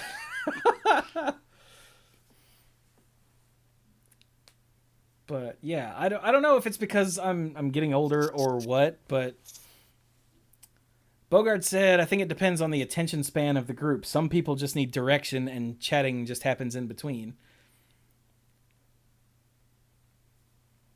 Yeah, that's true. Yeah. I guess in my old age, I don't need direction as much. And I've always hated forced activities, like icebreakers with like at office parties or whatever, or crap like I hate it. And the older I get, when a bunch of us get together and one person's like, "I'm the planner, let's do this," it makes me go, because I can't say that on the show. I'm a contrary so and so. So So this could just all be me, and I fully admit that. Because I am the worst. Yeah, just from your personal tastes. It's just not something you prefer. But like, you guys go on cruises, and that sounds like excruciating to me. Just, while we're in my mindset. Like, because what is there to do on a cruise? It's like there's all the cruise activities, so that sounds like a nightmare. There's also sitting out on the sun, on the deck in the sun. I can do that here. Like, I don't know, it's just I guess a destination cruise where the cruise is the method used to get somewhere to go do things, that's less excruciating. But a cruise where you go out on a boat and you get back off where you got on and that's the whole thing done, that makes my brain itch. Yeah, I get it. I mean, if you're the kind of person who likes just sitting down in a chair somewhere and reading for a long time and not really doing much all day for a few days, then a cruise is a nice activity. I I love sitting down and doing nothing. It's great. So there were some, some of the days we were out at sea when I did go out and found a deck chair out on one of the more shaded areas based on the time of day it was and the direction the ship was going. Sat down with a book and it was great. Yeah, I asked Clues about this once too, because Clues and Dr. Clues also Mhm. do cruises all the time, and he said something to the effect of, "It's it's a however long the cruise is, it's that span of time where you don't have to worry about doing anything." He's like, everything is provided. Like, Mhm. if you're hungry, there's food. You don't have to decide what to make and what to eat and where to go. It's there. You just go get it. And if you're not hungry, you don't. And if you want to Mhm. do something, it's there to do. And if you don't, you don't. I was like, can't you do that at home? He's like, no, it's not the same. And I said, okay, I understand. Yeah. Yeah, it's already there for you ready to go. If you want to if you want to go to the pool, you can just go to your room, get your swimsuit on, go up to the pool deck, and you're at the pool. It's easy, you know. Yeah. Like, and the way Clues explained it to me, it made sense. And I realized that's why I'm never going to be a cruise person. Because that works for a certain, like, set of people, and I am not in that set, Hmm. which is fine. I'm not in a lot of sets. Yeah, yeah. Like, as I keep saying, I don't understand uh, gay men or straight women or stamp collectors or people who play, competitive Magic. Like, I don't understand any of those people. So I'll just put people who enjoy cruises on that same list. But I think that sort of it's an offshoot, but it's a similar vibe to what we're talking about with activities for groups of people. Hmm. If that makes sense. Does that make sense, or am I just completely talking out of my ass? I think it makes sense. We're far enough away from that part of the conversation where my memory of it has begun to fade. So I'll just trust you that it makes sense. Sometimes I forget Mike's memory occasionally goldfishes. Not for the big important things. But this is why, chat, if we're going to talk about something on the show, Mike and I cannot talk about it at all in like the week leading up to it. Because Mike's brain will just put a check mark next to it, talked about it, and he won't bring it up on the show. Right? Yeah. I've already said that. It's covered. Yeah. And I'll be like, what was that you were talking about before? And you'll be like, Or I'll just give like a really boring, succinct summary of it yeah. because we've already been over this. Yeah. So that's why, like, when Mike and I used to get together back in the day, we could not talk about Magic because then we wouldn't talk about the same thing on the show a few days later. So it was a problem with like Hearthstone previews. Like in an odds and ends, I'd be like, "Oh my god, did you see this new card?" He'd be like, "Yeah." And we talk about it for a few minutes, and then when we do the review video, he'd be Yeah, I like, forget. "Yeah, it's pretty good," and that's all he'd say, and I'd be like, "Mike." Anyway. Well, should we let Dirk go to bed and wrap this up? Oh yeah. Hmm. I got school tomorrow. How much longer do you have school tomorrow? 3 weeks. I knew he'd have that answer right on the tip, too. Technically, it's 2.5, but Well, give us a final thought and go to bed, my friend. um, there have been a lot of games that I have enjoyed giving a shot and playing, and there have been some that I've looked at and thought I honestly have no interest whatsoever in playing that, and I think my kids have been really good on me to try new things, And once I've had a chance to try those new things, I've actually come to enjoy them. Like Ticket to Ride, I looked down, was like, whatever. And because of my middle child's absolute love of trains, I had no choice but to play this game to learn the rules and everything. And then once it's done, it's like, I actually wouldn't mind playing Ticket to Ride. So it's one of those things where sometimes we look at a game and just say, nope, not going to happen. And it's not until we're invited or sometimes dragged kicking and screaming to playing the game that we actually come to find out, oh yeah, it's actually not that bad. Same thing goes for not just board games, but also video games sometimes. Yeah. I would never have bought a WWF or E or whatever it is game, but I had no problems playing it in Chewy's room in college. It's true. And with that, I'm going to bed. All right. You guys night, have sir. a good night.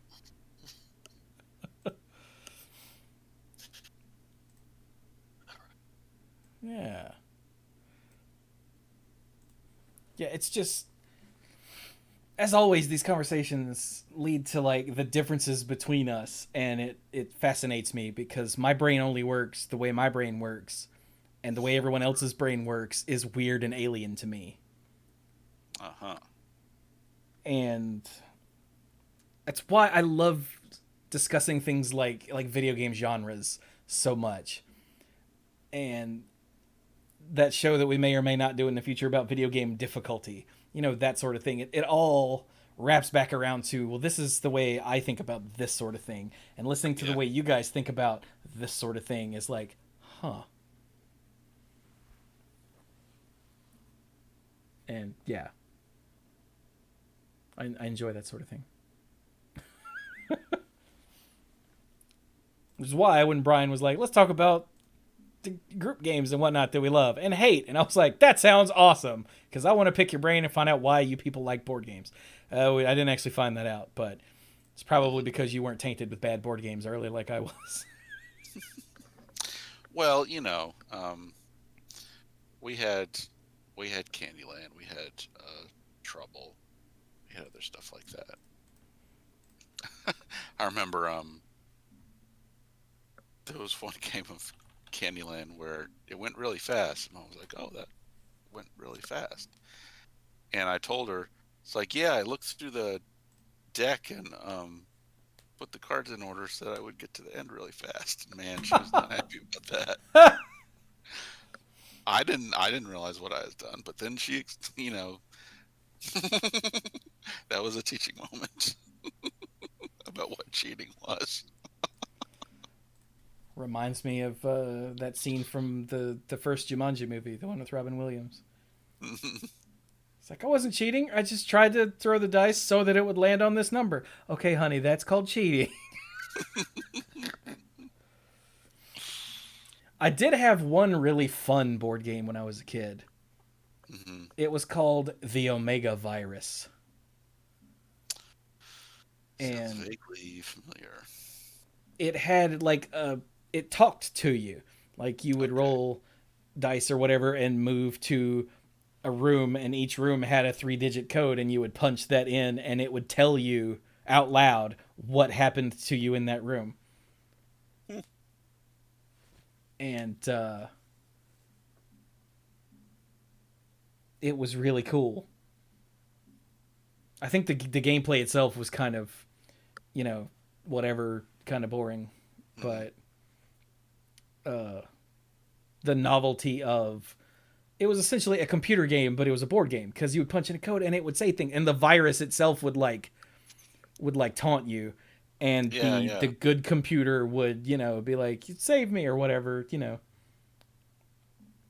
and you had to wander around and try to figure out where the virus was, and you had to find the proper items or weapons or whatever to deal with it. I don't remember now.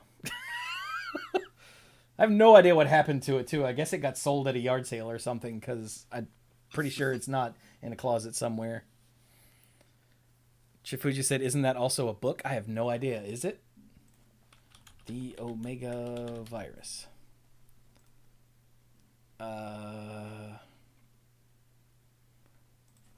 Book. It is, but that's not related. This is about a space station virus or something. And this looks like some sort of, I don't know if it's zombies, but it's got a biohazard symbol on it. So, unrelated, more different.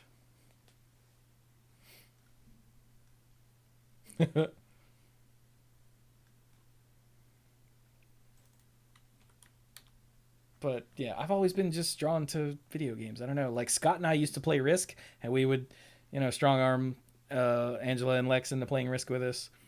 And then once like a digital version of Risk that was actually fun to play came out, we just sort of quit playing with the board game because it's such a nightmare. And it really is, especially when, some of you have assembled armies that are too big for the number of pieces you have, and you have to be like, all right, well, nobody's playing purple, so the purples are also mine. Yeah. I was like, all right, well, I knocked out green, so I guess I'll be green too. All right.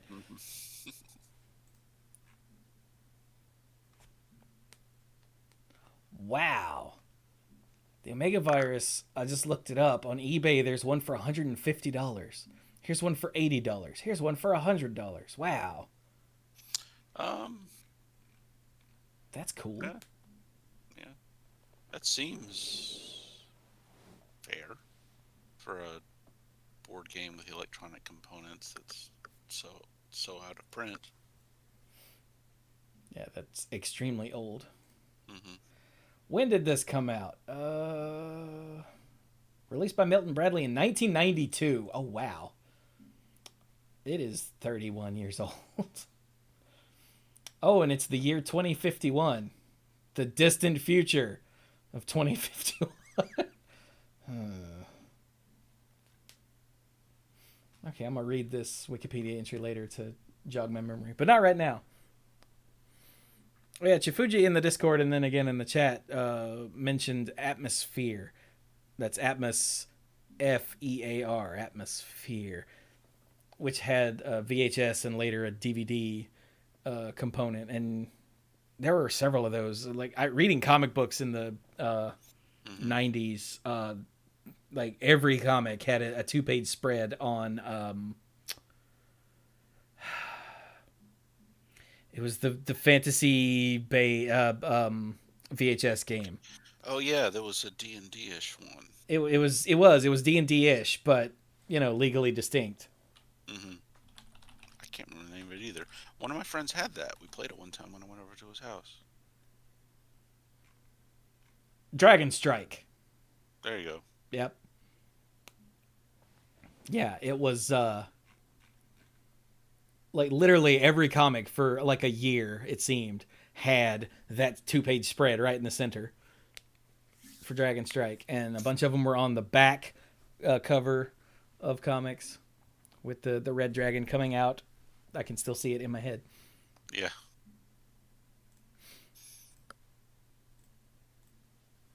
Yeah. Scott always wanted to play. Scott had a 3DO. God help him.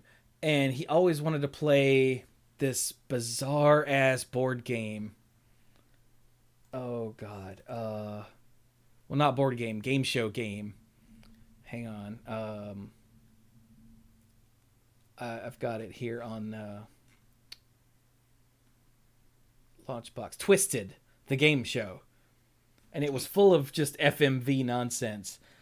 And it was actually pretty cool until about but the games took forever, and about halfway through each game stuff started to repeat. Like they didn't have enough FMV sequences for a full game without repeats, and it got tedious before anybody ever actually won the damn game, which is too bad because it was it was fun for a while. But again, I think it was the novelty of like an FMV based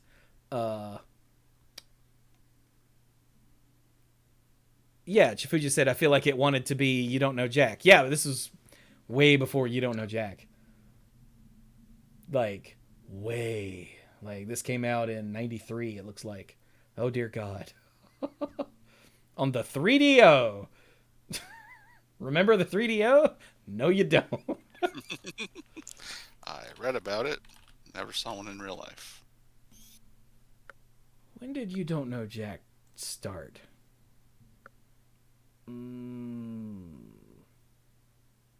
Oh, they're video games. Okay, I thought it was a board game for some reason first. Like a trivia No. game.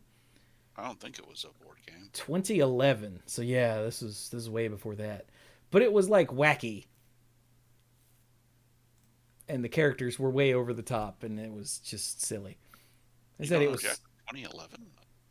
I think that's what it said. I already closed the window. Damn it, Mike. I could have sworn I'd seen ads for it much earlier than that in magazines and stuff. Oh, sorry. The 2011 release was Xbox 360 and whatnot. Okay, here we go. Okay.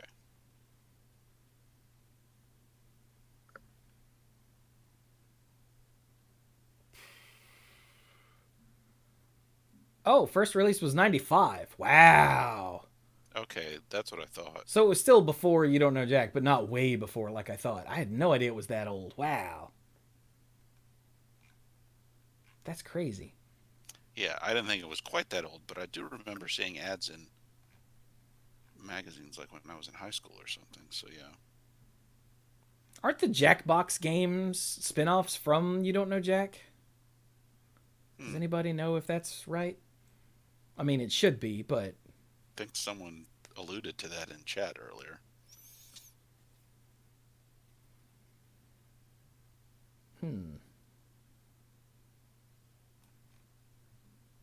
Oh, yeah. Jackbox Party Pack.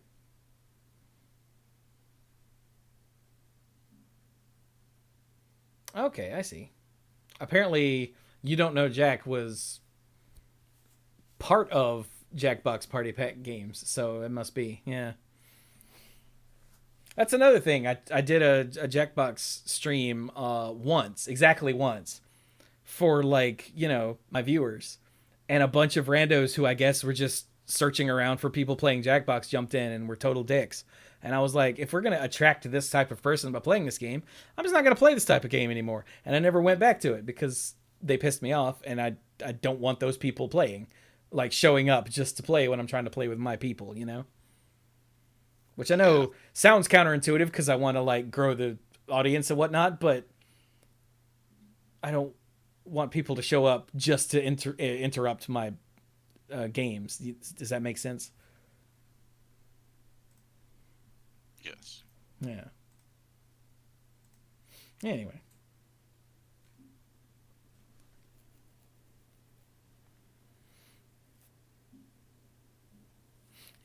I guess we've probably beaten this horse enough. I think it's been dead for quite a while, but like I said, this sort of thing fascinates me to see what people do and don't gravitate towards and why. Like, obviously, I was never one to go out and throw a frisbee because it's hot outside and I don't want to go out there. Like,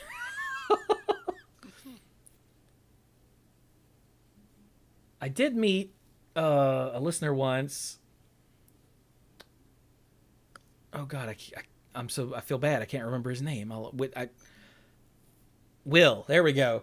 He was doing like a tour of disc golf courses that are on like the East Coast or something like that. And there's one here in Kernersville that's actually like pretty highly rated.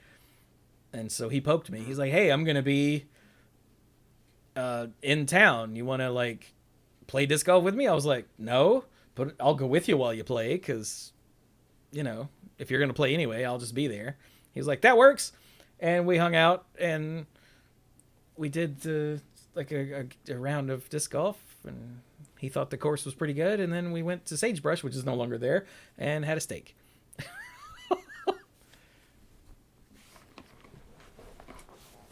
But like, I don't want to throw the discs myself. Thanks. And like back in the day, the old man would have like his brother and two of his brother's friends would come down every year to go to the Charlotte race, like the Coca-Cola 600, Yeah. and they would go golfing. And I would always go with them, not to golf, but because they're all stupid. Yeah. And so it was just a blast. And so I was the beer bitch because they'd throw the beer cooler on the cart I was in, and they'd be like, "Beer me," and I'd pull out a beer and throw it to them. You know, so and like that was a lot of fun. I would, God, I hate getting older and learning more about people because now one of those, and possibly more, are like crazy Trumpy idiots. So like I wouldn't do that anymore. But like it was fun when I was a kid and didn't know any better that they were psychopaths.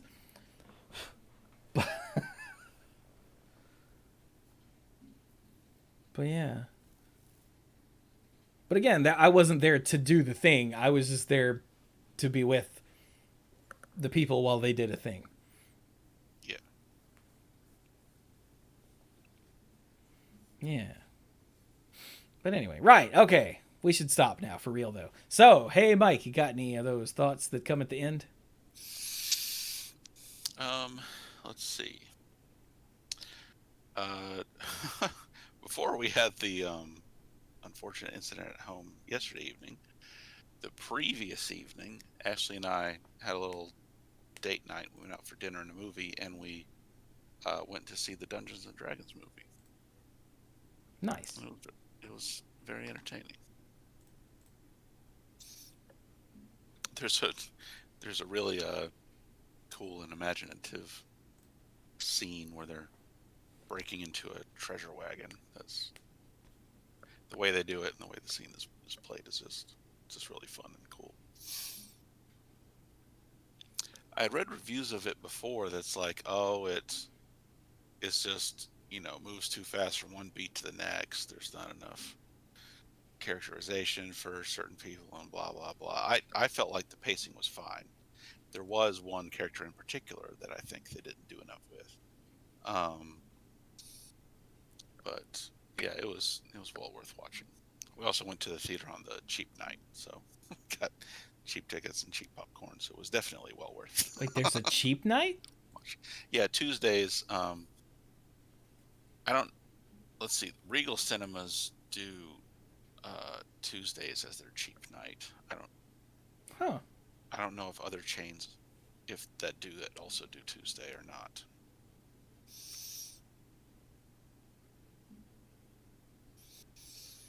I guess when Mom and I go to a movie, we go during the day, so it doesn't really matter. Yeah. Mm-hmm. I just didn't know they did cheap nights. That's cool. Yeah.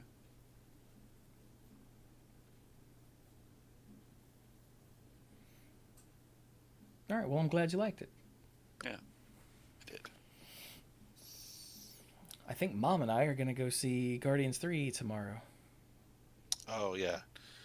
Actually, I really want to see that, too. Have to see just when we're able to catch it. I was saying, if y'all both take off work tomorrow, you can go with us. Fine, then. I see where we rank. No, I gotta do work, and then it's interesting, like needing to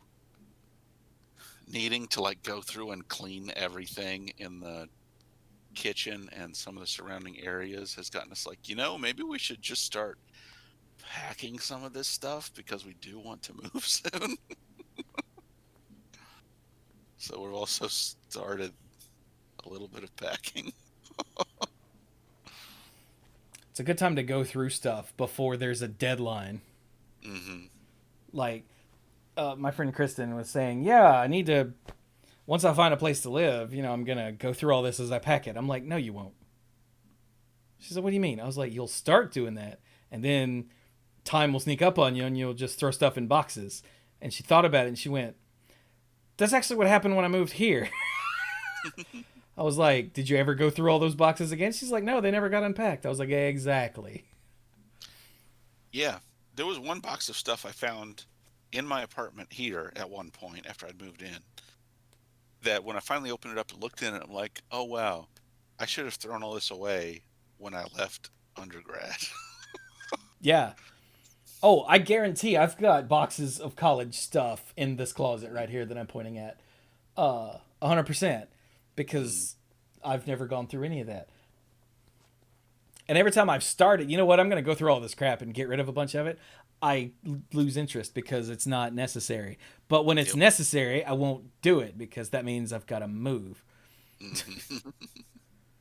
And there's no time to go through it all. So it's a problem. But yeah, that if you guys are in a place where you're thinking about it, you should totally do it before you lose interest. And before there's a deadline where you've got to get through it all and get it all packed. Yeah.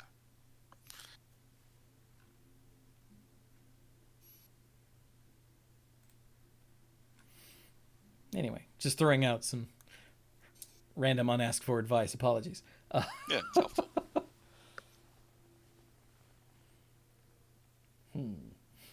As for me, I got nothing really. Oh, dude, you know what I did last night? What's that? All right, there we go. Sorry, I was one beat too slow. I went through an entire run of Resident Evil 4 on the hardest difficulty with in one stream. Oh, wow. How long did it take? The game time was 4:20:11. So, Nice. yeah, you know, all the stoners in the audience, woohoo! But actual time was 5.5 hours. I killed the stream at 2:00 because by the time I noticed that it was way too late for me to still be streaming, I was too close to the end to stop. Yeah. I was like, okay, we're 3 chapters from the end, and those 3 chapters are all pretty short. So screw it, we're doing this. But it was with the Infinite Rocket Launcher, which Scott was in the stream, and he's like, oh, I feel like the Infinite Rocket Launcher needs a name. I thought about it for a second. I'm like, Infinite Rocket Launcher, IRL. Oh, I'll name it in real life. Because all of these weird monsters can't exist in real life. So when I expose them to real life, they cease existing. There you go.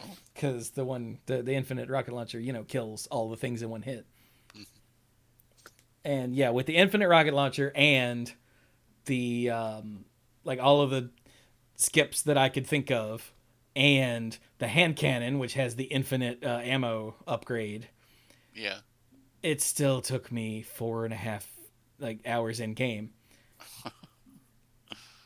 Which I want to try to do a S plus run on professional, which is a new game only, in 5.5 hours.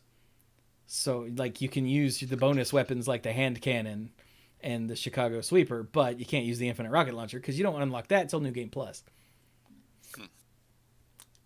So I want to, but you have to do that in 5.5 hours with 15 or fewer saves. And I managed, with the Infinite Rocket Launcher and the hand cannon having infinite ammo, I managed to do it in 4.5. And I'm like, I don't see how I could do this any faster. But it got me Ashley's armor, so she won't be able to be carried off and she won't take damage. So that'll be nice. And it got me the gas mask, which lets me, when you're wearing the gas mask, you have aim assist on, regardless of the difficulty you're playing on. Oh, huh.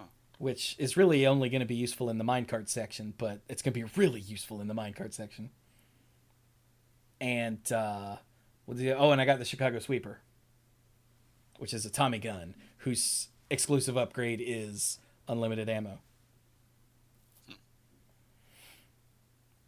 So, yeah, that gets me all of the tools that I'm going to need in game to do the S plus run on professional.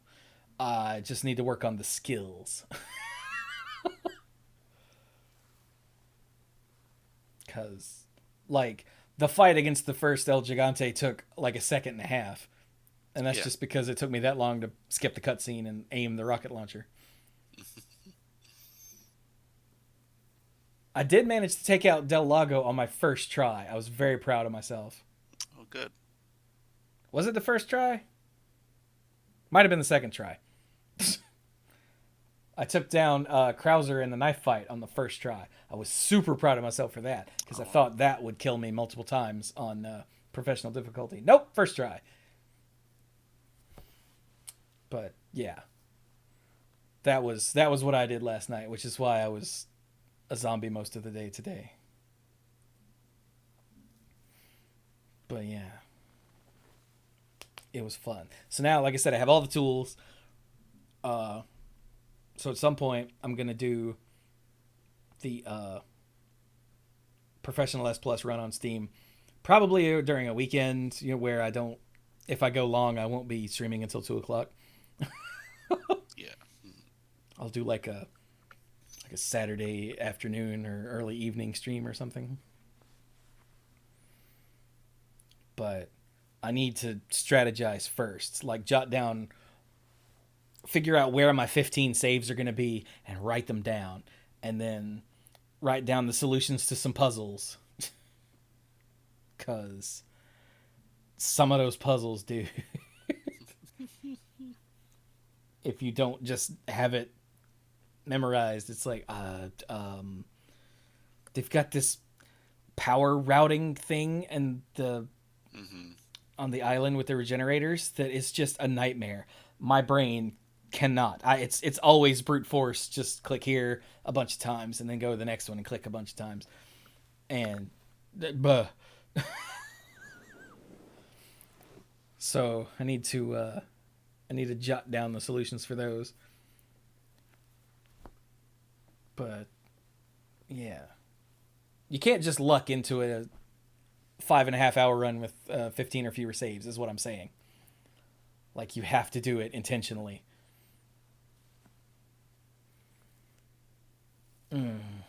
But anyway, that's what I've been up to. It's been a long time since a game hooked me so hard as the Resident Evil 4 remake. And I would like to reiterate, I didn't even want Resident Evil 4 to get a remake because it's already a perfect game.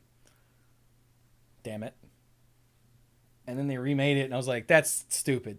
And then I saw some footage and I went, actually, that looks pretty good. And then chat was like, or the Discord was like, hey, you should get it. And I went, and then they got it for me. So I was not hyped for this game at all before it came out. I would just like to reiterate that. It's not like I've been waiting for this. I thought it was a bad idea. And then they made it so well and it pisses me off.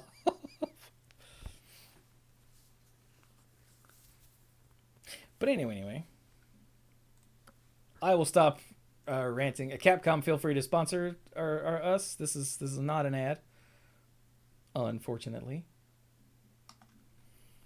But hey, I have to remind everybody, you can support what we do here at patreon.com/themanapool, where you can get. I got another odds and ends posted yesterday. I was gonna get another one posted today. I was a zombie all day because I didn't sleep enough. But you could be a mythic lifeguard, and then you'd force me to say your name at the end of the show. Like this. Thank you to Andrew Odie, ALK Alters, Connor Kennedy, Mr. Dr. Lewis, Jason Doan, Pinball Witch, Casey, Cody Buckowing. Hang on. Andrew Hunt, Jason Kaus, Team Hillis Are You, Beardy Man, Jake Jansons, John Parker, Scuzzo, Kim Ho, and Al. Yay.